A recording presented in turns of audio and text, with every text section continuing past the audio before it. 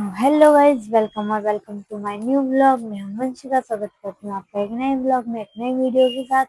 तो आज मैं आपको बताने वाली हूँ कि जो हमारा ये साल जाने वाला है और न्यू ईयर आने वाला है, तो जब ये साल जाएगा तो हमें अपने पुराने टारगेट्स को कंप्लीट करना पड़ेगा और अपने सिलेबस को भी कंप्लीट करना पड़ेगा। और न्यू ईयर के साथ साथ नए साल के साथ साथ हमें अपने नया सिलेबस, नए ट्रिक्स, नया सब कुछ लाना पड़ेगा। तो जो हमारे तो आप भी उसे फॉलो कर सकते हो, आप भी उस ट्रिक को फॉलो कर सकते हो और आप भी अपना सिलेबस उसी तरह कंप्लीट कर सकते हो और नए साल के साथ साथ नया सिलेबस, नए ट्रिक्स, नया सब कुछ अपना स्टार्ट कर सकते हो। एक नई तो गाइस, ये है मेरा प्लान। जो हमारा नया साल आने वाला है उसके साथ जो मैं फॉलो करूंगी वो है मेरा प्लान। तो आप देखिए, जो 2025 से 2026 तक मेरे जितने भी सब्जेक्ट की एनसीईआरटी है मैं उसको कंप्लीट करने वाली हूँ। 2026 से 2027 तक जितनी मेरी एडवांस प्रिपरेशन होगी वो होगी, मैं आपको पूरा डिटेल में बताऊंगी। 2027 से 2028 तक जो मेरा मेन फोकस होगा एग्जाम की डिटेलिंग पे वो रहेगा, और जो 2028 मतलब एंड हो जाएगा, जो 2019 होगा वो मेरा टारगेट ईयर होगा। ठीक है, या तो मैं अपना टारगेट ईयर 2028 बना सकती हूँ या 29 बना सकती हूँ। मेरा कुछ वो नहीं है, मतलब ऐसा डन नहीं है कि मैं 28 में एग्जाम दूंगी या 29 में दूंगी। वो मेरी प्रिपरेशन के ऊपर बात है, क्योंकि मैं बिल्कुल भी रिस्क नहीं लूंगी। जब मेरी पूरी अच्छी तरह प्रिपरेशन हो जाएगी मैं तभी अपने एग्जाम को दूंगी। ठीक है, तो अभी मैं 2029 को ही अपना टारगेट ईयर सेट करके चल रही हूँ। ठीक, तो जो मेरा 2026 का प्लान है वो ये है कि जितने भी मेरे सब्जेक्ट की एनसीईआरटी है मैं उसे कंप्लीट करूंगी अपने रिवीजन के साथ, वो भी 6 to 12 की। ठीक है, और एक चीज मुझे जो हमेशा याद रख के चलनी है, जो एनसीईआरटी है वही मेरे सपनों की चाबी है। NCERT is the key of your dream. ठीक है, फिर उसके बाद आता है 2027 वाला साल। इसमें हम जो मेरी प्रिपरेशन होगी वो होगी एडवांस बुक्स की। जो एडवांस प्रिपरेशन है उसमें मेरी एडवांस बुक की होगी, जैसे लक्ष्मीकांत, स्पेक्ट्रम, बिपिन चंद्रा।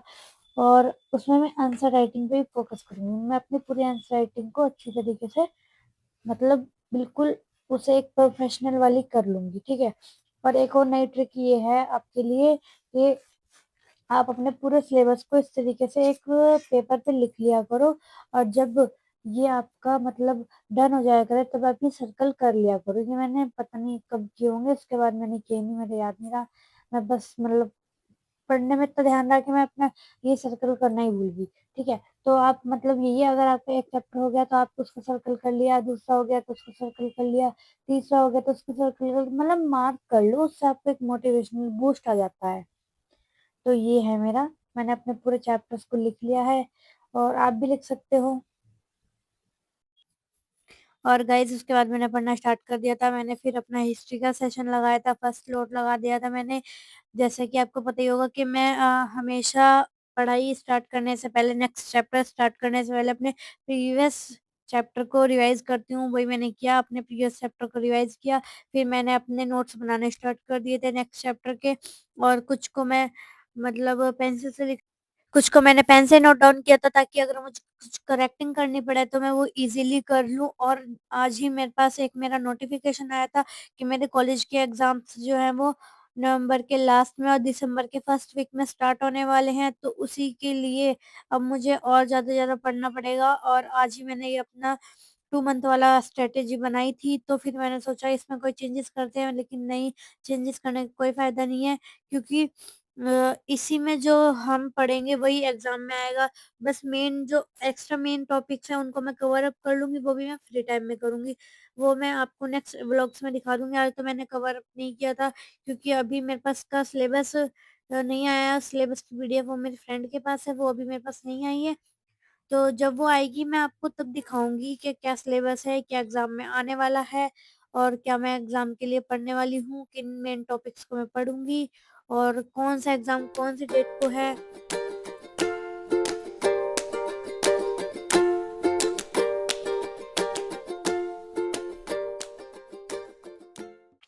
तो जैसे ही मेरी डेट शिट आएगी मैं आपको नेक्स्ट ब्लॉग्स में बता दूंगी कि मेरे एग्जाम कब हैं। और अभी तो मैं बस वही अपना बेसिक का पढ़ रही हूँ, अपना कॉम्पिटिटिव एग्जाम्स का, वही हिस्ट्री पॉलिटिकल जो मैंने अपनी स्ट्रेटेजी बनाई है उसी के अकॉर्डिंग मैं फॉलो कर रही हूँ।